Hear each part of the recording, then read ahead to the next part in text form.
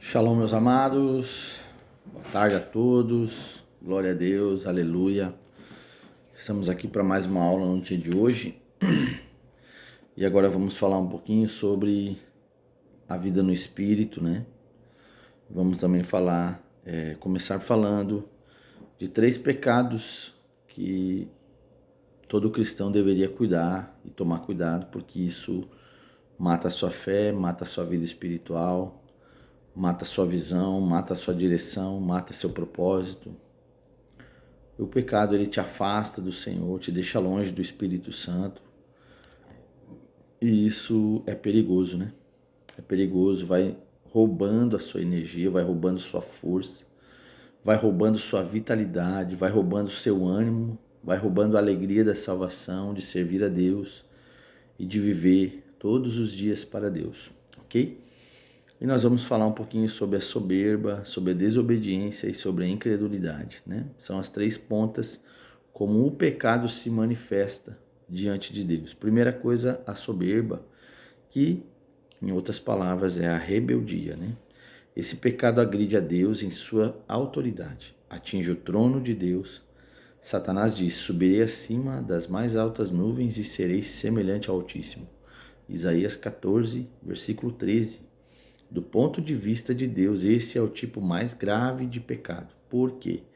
Ele atinge diretamente o trono de sua autoridade. O que é o rebelde, mano? O que é a rebelião? A rebelião é um pecado de feitiçaria diante de Deus, né? É um pecado que trabalha contra a autoridade do Senhor. Toda rebelião, ela é contra a autoridade, certo? O rebelde só se mostra rebelde contra a autoridade do Senhor, contra a autoridade do Senhor na vida de alguém, né? Você vai ver muito isso no povo de Israel, quando Deus levanta Moisés, e no meio do povo mesmo, no meio da tribo dele mesmo, existem pessoas que ficavam disseminando fermento, né? Dizimando informações, né? Falando, mas será que Deus só falará com Moisés mesmo? Será que ele está certo?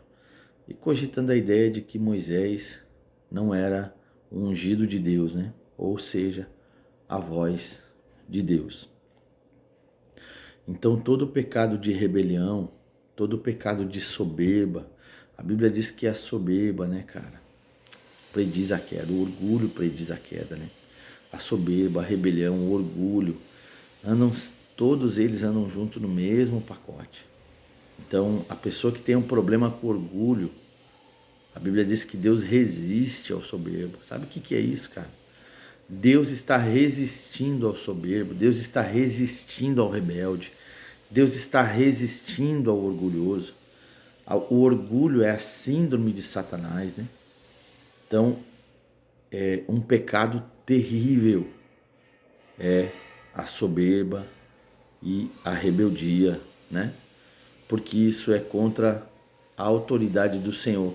Esse pecado não é um pecado que simplesmente nos afasta do Senhor, é um pecado que agride a autoridade de Deus. Quando você se levanta contra alguma coisa que Deus está fazendo, ou contra alguém que Deus levantou como voz, ou como autoridade, né? Ou fazendo algo que Deus determinou. Muitas vezes, né? Você pode até não falar isso, expressar, mas você pode ser aquele rebelde passivo, né? Que na frente você recebe, mas lá atrás você começa a dizimar, começa a falar coisas contra isso. Você fica murmurando contra isso. Você fica se levantando contra isso, né? Ou cogitando que você poderia fazer melhor, ou que você poderia liderar melhor. Como foi o que aconteceu com com o povo de Israel quando Moisés estava lá, né? O que aconteceu com a tribo de Corá? Deus chegou a um ponto que não tinha mais o que fazer. Deus abriu a terra para engolir eles, de tanto que eles eram rebeldes, né, cara? De tanto que eles estavam tentando fermentar o povo. Então, o pecado de rebelião, de soberba, é muito terrível, né?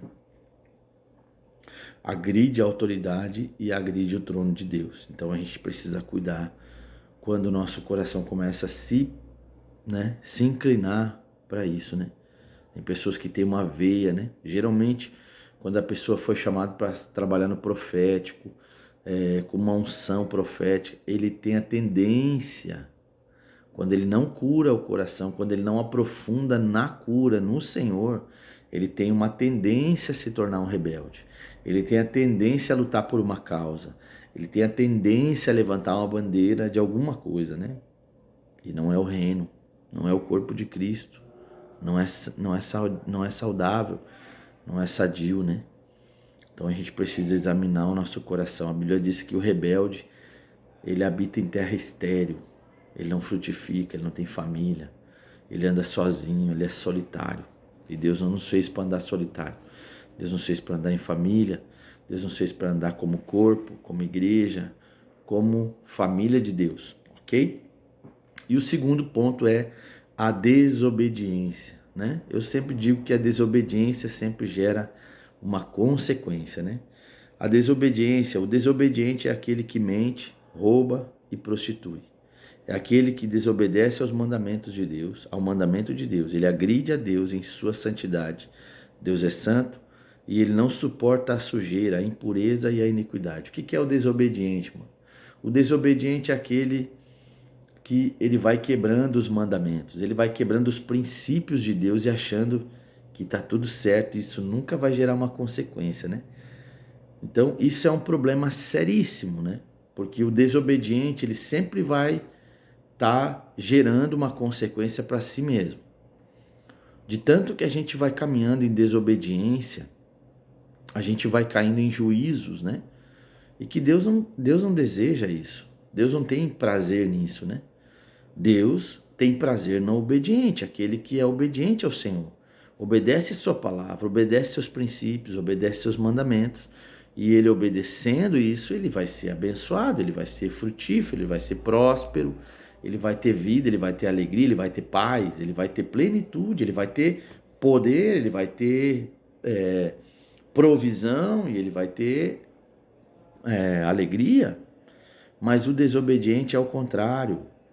Ele desobedece a palavra de Deus, ele desobedece a voz de Deus, ele desobedece os ornamentos de Deus, e ele acha que ele nunca vai colher isso. E aí quando ele colhe, ele acha que é Deus quem está fazendo isso contra ele. E não tem nada a ver.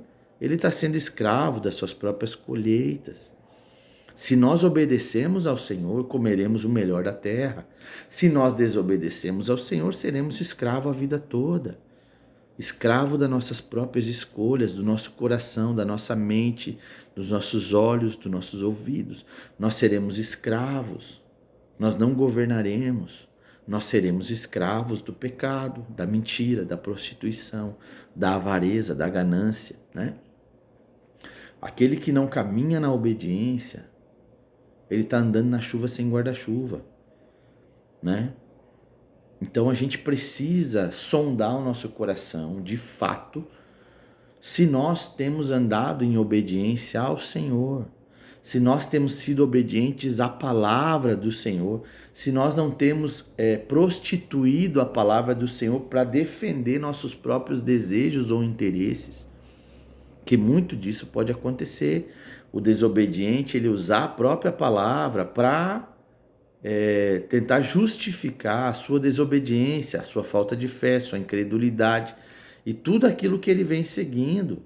E isso é o que a gente mais vê hoje, pessoas, né, com o coração ferido, machucado, usam as escrituras para justificar os meios ou justificar suas ações, que são injustificáveis.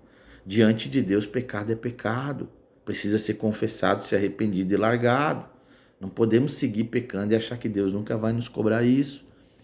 E Deus, na verdade, ele tenta e ele quer nos amar, ele nos ama, ele nos agrada, ele quer nos abençoar, ele não quer colocar sobre nós um juízo. Então, por isso precisamos ser obedientes ao Senhor em tudo, obedientes à sua palavra, sermos exortados para crescer e frutificar, ok? Esse é o segundo pecado. E agora nós vamos falar do terceiro, que é a incredulidade que falamos na aula anterior. A incredulidade é um dos bem terríveis também, né? O incrédulo atinge a Deus em seu caráter. O incrédulo é quem tenta fazer de Deus um mentiroso. O Senhor diz, em tudo fostes enriquecidos. 1 Coríntios 1:5. Mas o incrédulo, ele diz assim, eu sou pobre. Deus diz, eu carreguei na cruz a sua enfermidade. Mateus 8:17. O incrédulo diz, tenho medo de morrer de câncer. Deus diz, eis que vos dou autoridade sobre serpentes e escorpiões. Lucas 10:19. Mas o incrédulo diz, eu não tenho o dom de expulsar demônios. Isso é só para pastores. Há muitas maneiras sutis de dizer que Deus é mentiroso. Na maioria das vezes somos astutos em nossa incredulidade.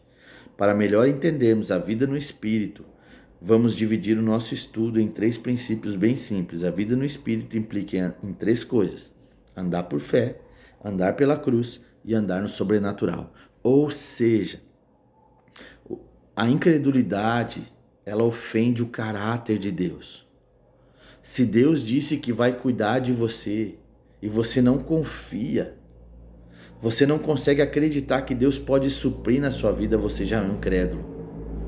Quando Deus disse que te enriqueceu nele, né? Como você leu ali, 1 Coríntios 1:5, Deus diz que te enriqueceu nele e você diz assim, mas eu nasci pobre, eu vou morrer pobre, todo mundo tem condições e eu não. Você está dizendo que Deus é mentiroso, irmão.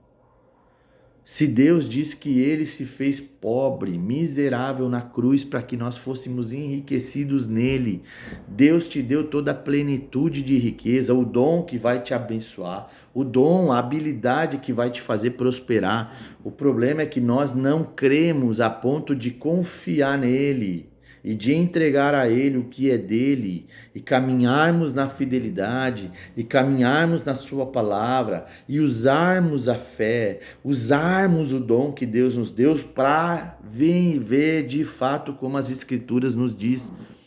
Nós somos incrédulos e essa incredulidade é uma casta de demônios que nos impede de viver uma vida com uma mentalidade saudável, com uma mentalidade de um homem próspero, com a mentalidade de um homem curado, sarado, renovado, um homem empoderado, uma mulher empoderada, um homem que carrega a autoridade de Deus, o homem que vive no Espírito, ele carrega o Espírito e ele é guiado pelo Espírito, ele prospera no Espírito. Oricamassuribica. 3 coisas de uma vida no Espírito. Andar por fé. Não pode ter incredulidade. Não pode ter desobediência. Não pode ter soberba e nem rebelião.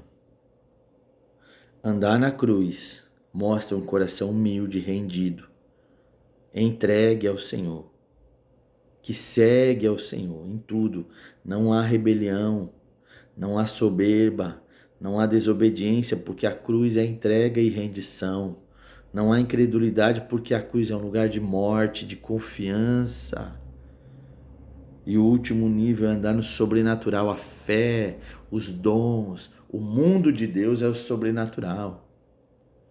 Nós precisamos avaliar o nosso coração e, de fato, começar a caminhar sobre aquilo que cremos e confiamos e ouvimos e entendemos e praticamos, pois nós ouvimos e não praticamos, por isso não temos experiência, por isso, de fato, nós não conseguimos crer como deveríamos crer, não conseguimos obedecer como deveríamos obedecer, não conseguimos andar como deveríamos andar e não conseguiríamos ser, nós não conseguiríamos ser aquilo que de fato Deus desenhou para nós, ok?